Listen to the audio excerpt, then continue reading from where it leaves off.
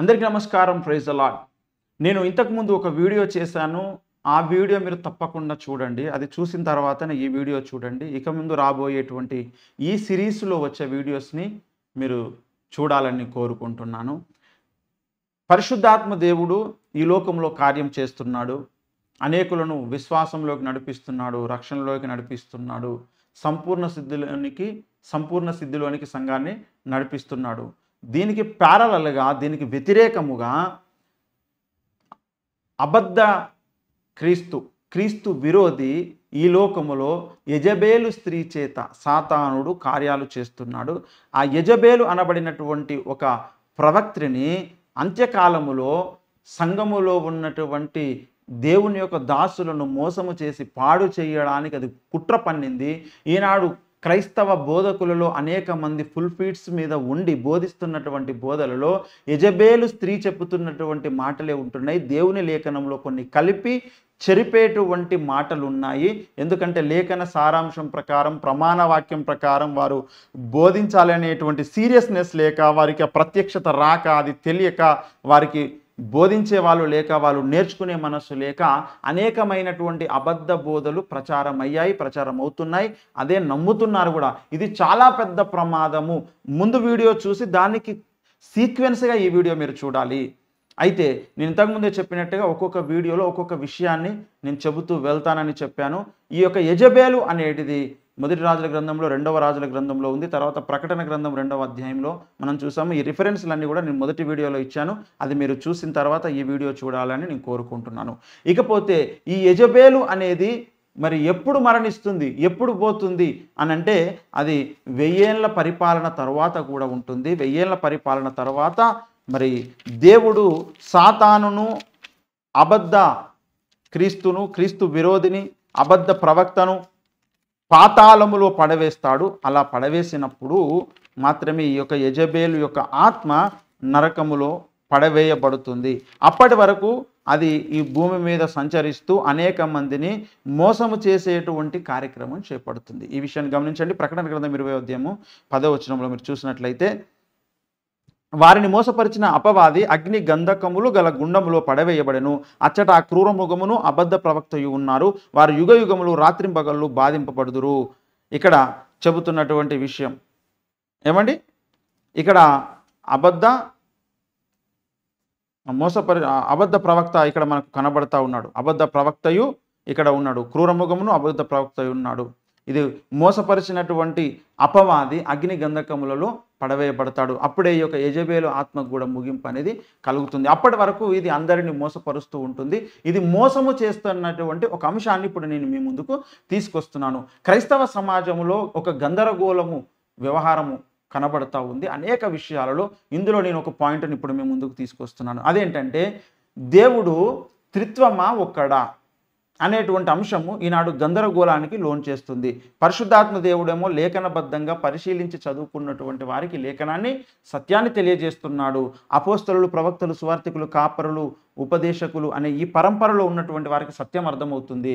ఈ పరంపరలో లేనటువంటి వారిని ఈ యొక్క సాతానుడు, ఈ యొక్క యెజబేలు యొక్క స్త్రీ దాని యొక్క ఆత్మ చేత మోసం చేస్తుంది. లేఖనాలకు కొన్ని కలిపి కొన్ని తీసేసి అది అసత్యంలోనికి నడిపిస్తుంది. ఈ యొక్క చిక్కులో నుంచి మీరు బయటపడాలని కోరుకుంటున్నాను. ఈ దయ్యముల బోధ నుంచి బయటపడాలని నేను కోరుకుంటున్నాను. గనుక మరి బైబిల్ ఏం చెబుతుంది? లేఖనం ఏమి చెప్పుచున్నది? రోమిలికి రాష్ట్ర పత్రిక 4వ అధ్యాయం 3లో అంటాడు, లేఖనం ఏమి చెప్పుచున్నది? బెరయా సంఘ విశ్వాసులు ఏ విధంగా అయితే లేఖనాలను పరిశోధించారో మీరు కూడా ఈ యొక్క వీడియో చూస్తున్నటువంటి వారు ఏదో చూసి వదిలేస్తా అంటే దీనివల్ల మీకు ప్రయోజనం లేదు. నేను చెబుతున్నటువంటి వచనాలు బైబిల్లో అలా ఉన్నాయో లేవో చూడండి. మీకు ఇంకేమైనా డౌట్ వస్తే కింద కామెంట్ చేయండి. ఆ యొక్క డౌట్కి కూడా మీరు సమంజసంగా, యథార్థంగా తెలుసుకోవాలి అనుకున్నటువంటి వాళ్ళకు మాత్రమే, ఆ ప్రశ్నలకు మాత్రమే నేను సమాధానం ఇచ్చే ప్రయత్నం చేస్తాను. మీరు ఇష్టం వచ్చినట్టుగా కామెంట్ చేసేటువంటి వాళ్ళని నేను పట్టించుకోను. వాళ్ళని దేవునికి వదిలిపెడతా. అయితే ఇక్కడ చూద్దాం రండి. పరిశుద్ధ బైబిల్ గ్రంథము ఏం చెప్తుంది? నేనేం నమ్ముతున్నాను అంటే, దేవుడు త్రియేకుడు అని నేను నమ్ముతున్నా. దానికి నేను పాత నిబంధనల నుంచి, క్రొత్త నిబంధనల నుంచి ఒక్కొక్క ఆధారం చూపెడతా. ఎందుకంటే లెంతీగా వీడియో అవుతే ఎక్కువ మందికి రీచ్ కాదు, చూడలేరు. దీని గురించినటువంటి పూర్తి సమాచారం కూడా నేను మీకు అందిస్తాను. కానీ కొంత సమాచారమైన ఇప్పుడు నేను ఈ వీడియో ద్వారా తెలియజేయాలనుకుంటున్నాను. అయితే నేను ముందు మీకు క్రొత్త నిబంధనలో ఉన్నటువంటి దేవుడు త్రిత్వమా లేదా ఒక్కడా అనేటువంటి విషయంలో ఒక స్పష్టతను మీకు తెలియచేయాలనుకుంటున్నాను. ఏంటంటే మరి మత్తయి సువార్త 3వ అధ్యాయంలో మనం చూసినట్లయితే యేసుక్రీస్తు ప్రభుల వారు బాప్తిసం పొందుతారు. ఆ సందర్భంలో 16వ వచనం, యేసు బాప్తిసం పొందిన వెంటనే నీళ్లలో నుండి ఒడ్డునకు వచ్చెను. ఇదిగో ఆకాశం తెరవబడెను, దేవుని ఆత్మ పావురం వలె దిగి తన మీదికి వచ్చుట చూచెను. మరియు ఇదిగో ఈయన నా ప్రియ కుమారుడు, ఈయన యందు నేను ఆనందించుచున్నానని ఒక శబ్దము ఆకాశం నుండి వచ్చెను. ఇక్కడ త్రిత్వమై ఉన్నటువంటి దేవుడు కనబడుతున్నాడు యేసుక్రీస్తు ప్రభువుల వారు బాప్తిసం పొందినటువంటి సందర్భంలో. ఏంటిది అంటే, ఇదిగో ఆకాశం తెరవబడింది. యేసు ప్రభువుల వారు బాప్తిసం పొంది నీళ్లలో నుంచి ఒడ్డునకు వచ్చినప్పుడు అప్పుడు దేవుని ఆత్మ పావురం వలె తన మీదికి వచ్చుట చూచెను. యేసుక్రీస్తు ప్రభుల వారి మీదికి పావురములాగా పరిశుద్ధాత్మ దేవుడు వచ్చాడు. అక్కడ యేసుక్రీస్తు ప్రభుల వారు ఉన్నారు. తరువాత ఇదిగో ఈయన నా ప్రియ కుమారుడు, ఈయన యందు నేను ఆనందించుచున్నాను అనే ఒక శబ్దం ఆకాశం నుండి వచ్చింది. ఆకాశం నుండి వచ్చిన శబ్దము తండ్రిది, పావురములాగా దిగి వచ్చినటువంటి వాడు పరిశుద్ధాత్ముడు. యేసుక్రీస్తు ప్రభు లీలలో బాప్తిసం పొంది ఒడ్డుకు వచ్చాడు.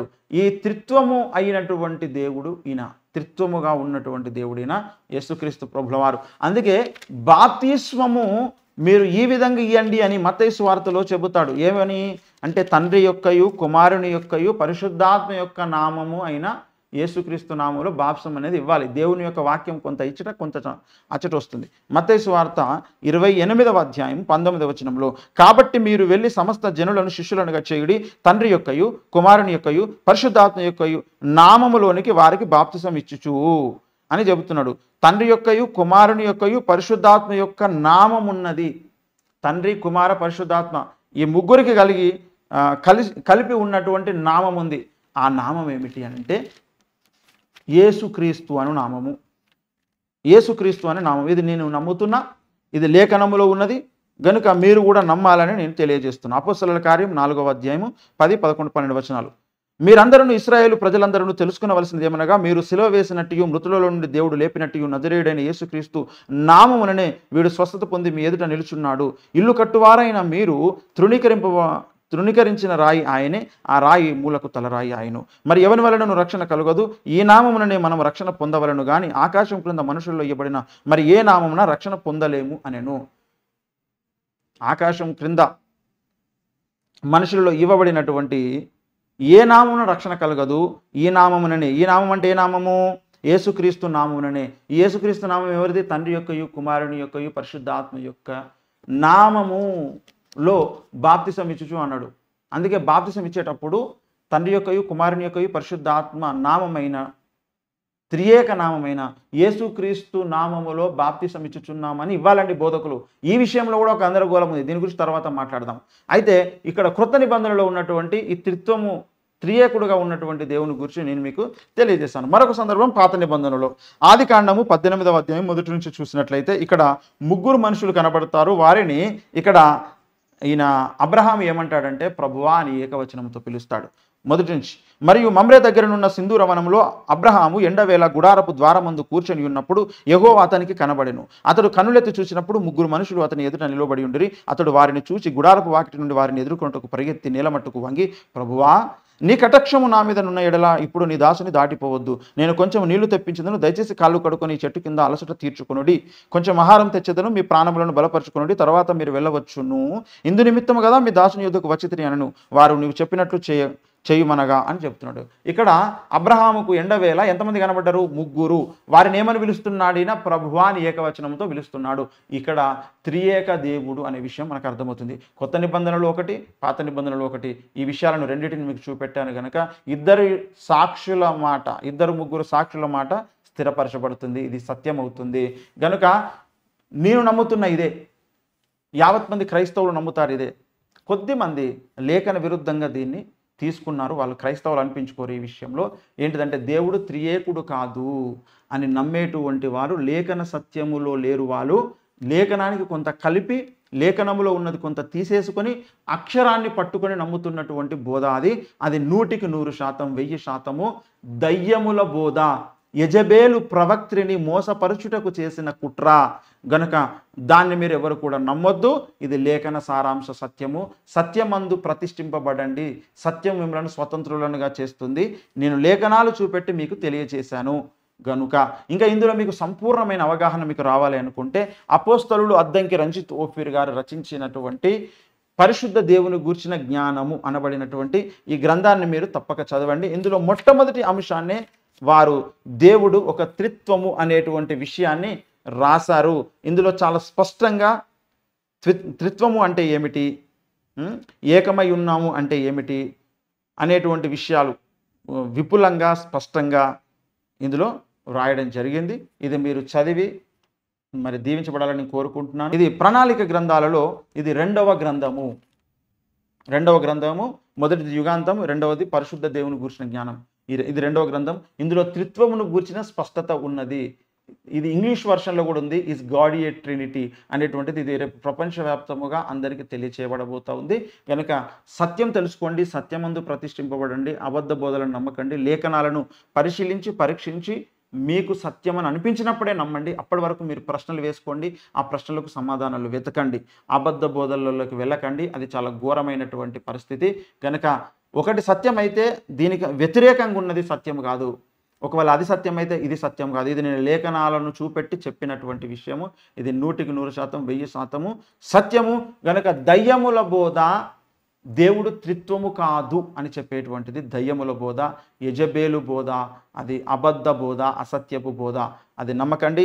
సత్యబోధ అయినటువంటి దేవుడు త్రియేక దేవుడు అనేది సత్యబోధ. ఇది క్రీస్తు బోధ. కనుక దీనినే ఇది లేఖన సారాంశ బోధ. అక్షరాన్ని అనుసరించిన బోధ కాదు, వాక్య సారాంశాన్ని ఆత్మను అనుసరించినటువంటి బోధ. ఇందులో మీరు స్థిరులు కావాలని నేను మనస్ఫూర్తిగా కోరుకుంటున్నాను. May God bless you. Praise a lot. మీకు ఏదైనా డౌట్ ఉంటే నా డిస్ప్లేలో ఉన్న నంబర్కి మీరు వాట్సాప్ చేయొచ్చు. దీనికి క్షీరసాగర మదనం కార్యక్రమంలో రంజిత్ ఓఫీర్ గారు సమాధానాలు ఇస్తారు. ఈ గ్రంథం చదివినాక మీకు ఏ డౌట్ వచ్చినా సరే మీరు వాట్సాప్ చేయండి. మీ యొక్క డౌట్ని దాదాపుగా మీరు అడగగలిగేటువంటి ప్రతి ప్రశ్నకు రంజిత్ ఓఫీర్ గారు సమాధానం చెప్పి ఉన్నారు వారి ప్రసంగాల ద్వారా, ప్రశ్నోత్తరాల ద్వారా. గనుక వారి గ్రంథాల ద్వారా చెప్పారు.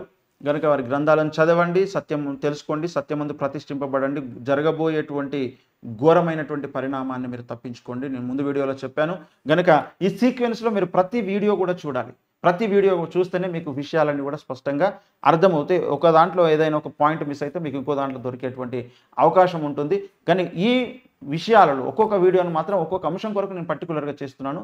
కొంచెం సేపే కొద్ది టైంలోనే ఒక స్పష్టతను నేను మీకు లేఖనబద్ధంగా ఇవ్వడానికి కొరకు ఇంకా మునుముందు కూడా అనేక విషయాలు నేను మీకు తెలియచేయబోతా ఉన్నాను.